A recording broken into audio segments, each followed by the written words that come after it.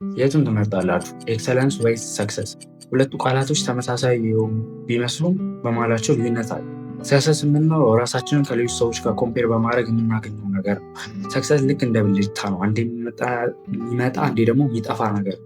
በአንጻሩ ደግሞ ኤክሰለንስ የምንለው ነገር ሞር ፐርሰናል የሆነ ግላዊ የሆነ ነገር፣ ፐርሰናል ሜዥር የምናደርገው ነገር ነው እና ኤክሰለንስ ላይ የምንጠይቀው ጥያቄ ቢኖር አንድና አንድ ነው። ከትናንትናው እየተሻሻልኩ ነው፣ ከትናንትናው አዲስ ነገር ምን ራሴ ላይ አምጥቻለሁ፣ ምን ተምሬያለሁ፣ ምን አውቃለሁ የሚል ጥያቄ ነው የምናምሰው ማለት ነው። አንድ ሰው ራሱ ላይ ኤክሰለንስን ቢውልድ ማድረግ ከፈለገ ሀቢት ሊያደርጋቸው የሚገቡ 3 ነገሮች አሉ ማለት ነው። የመጀመሪያው የሚሆነው ሪስፔክት ዘ ፕሮሰስ ነው። የምታልፉበትን ፕሮሰስ መውደድና ማክበር ያስፈልጋል። በመጀመሪያ ደረጃ ማንኛውም ነገር በምታቀዱበት ሰዓት ላይ እዛ ቦታ ከሚያደርሳችሁ ከጎላችሁ በላይ መውደድ ያለባችሁ ሂደቱን ነው፣ የምታልፉበትን ሂደት ነው።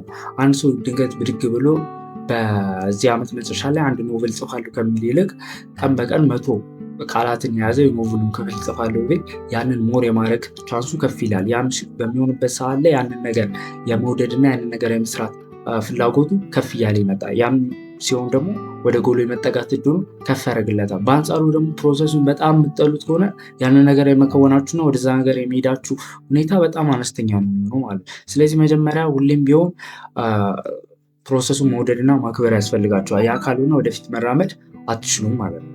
ሁለተኛ ደግሞ የሚሆነው ለጎላችሁ ወይም አቺቭ ልታደርጉት ወደምትፈልጉት ነገር ፑሽ የሚያደርጋችሁን ፖዚቲቭ ባህሪያት ምንድነው? ልማድ እስከሚሆን ድረስ መደጋገም፣ መጽሐፍ ማንበብ ሊሆን ይችላል። ያ ነገር ልማድ እስከሚሆን ድረስ በቀን 30 ደቂቃ ይሁን የተወሰነ ያክል ገጽም በዚህ ቀን አነባለሁ እያላችሁ ያንን ነገር በተደጋጋሚ ማድረግ፣ ያ ሀቢት እስከሚሆን ድረስ አሊያም ቪዲዮዎች፣ ቱቶሪያል ቪዲዮዎችን እያዩ መማር ሊሆን ይችላል። ያ ሀቢት እስከሚሆን ድረስ ያንን ነገር በተደጋጋሚ መከወን ያስፈልጋል ማለት ነው። ሶስተኛ የሚሆነው ከኤንቫይሮንመንታችሁ ኦብስታክሎችን ማስወገድ ነው። ኤንቫይሮንመንት የማይታይ ግን እናንተን ሼፕ የማድረግ አቅም ያለው ትልቅ ፋክተር ነው። አሁን ኦብስታክል ስንል እዚህ ጋር ምን ማለታችሁ ዲስትራክት የሚያደርጓችሁ ነገሮች ሊሆኑ ይችላሉ፣ አሊያም ደግሞ ሰዎች ይሆናል። አንዱ ፎርቲ ሎስ ኦፍ ፓወር ላይ የሚያነሳው አንድ ሎ ምንድን ነው የሚለው አቮይድ አንሃፒ ኤንድ አንላኪ ፐርሰን፣ ደስተኛና እድለኛ ያልሆኑ ሰዎችን ካጠገባቸው ያስወግዱ። ያ ነገር የመዛመትና እናንተን አፌክት የማድረግ አቢሊቲ ያሉ ነገሮች እንደዚህ አይሆኑም፣ አይሳካሉ ምናምን የሚሉ ሰዎች ጋር በምትሆኑበት ሰዓት እናንተም ያንን ነገር ወደ ራሳችሁ ታመጡትና ያንን ነገር አቺቭ ልታደርጉ የምትፈልጉትን ነገር የማድረግ እድላችሁ ይቀንሳል። ስለዚህ ሁሌም ቢሆን ከኢንቫይሮንመንታችሁ ላይ ኦብስታክሎችን የማስወገድ ሀቢት ሊኖራችሁ ይገባል ማለት ነው። ዲስትራክት የሚያደርጓችሁ ነገር ለመቀነስ መሞከር አለባችሁ ማለት ነው። ያ ሲሆን ሞር ኤክሰለንስን ማግኘት ትችላላችሁ። ሞር ወደ ጎላችሁ አቺቭ የማድረግ ነገር ይመጣል ማለት ነው።